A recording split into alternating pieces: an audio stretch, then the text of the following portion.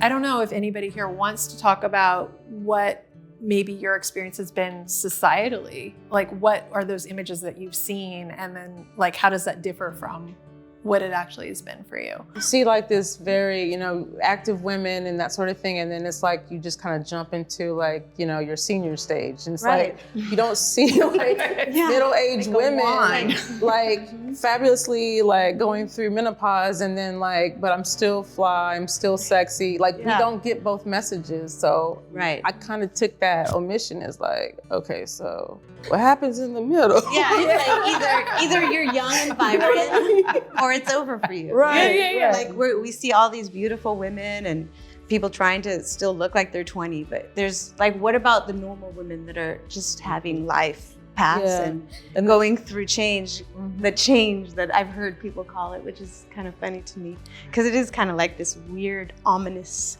dark cloud. Like a final phase. Change. Like it's, we're trying to hold on to our youth and then it's like we just kind of descend into this abyss of like, what? You know what I mean? Like, and I love that you said that you embrace aging gracefully. Like, I want to be that. I want to get there. You know what I mean? Like that, I think that's something that the newer generations, especially our kids, we all have, daughters, this is the kind of thing that we should be teaching, because I think our parents I think they got different information and they were, a little less open about this kind of thing. That's why I think this panel is like so important for people.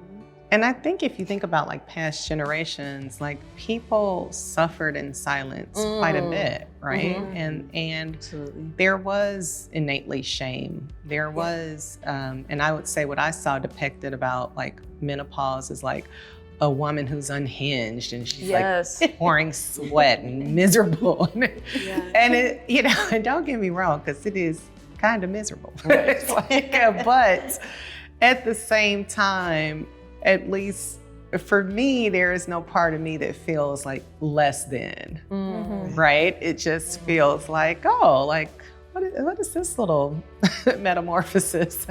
Right. Kind of like being in a cocoon of sorts and emerging, as a different butterfly. That's a very positive way to look at it. I don't know that I look at it that way. I feel like a little fat caterpillar sometimes. I do. And then I imagine it growing into like a beautiful butterfly. I fly away one day. But it's so beautiful to hear that, because maybe I'll change my perspective, Because honestly, for me, it's been not like that. I feel like less than. I do feel that way, because I never had weight issues my entire life, ever.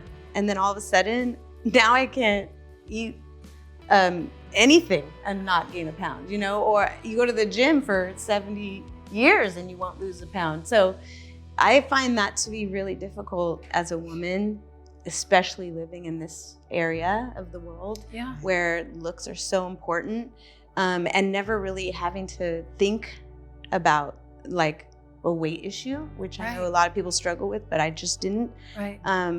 It's a little bit terrifying, and you have to reevaluate who you are and adjust your entire perspective on life, which is beautiful in a way, but difficult.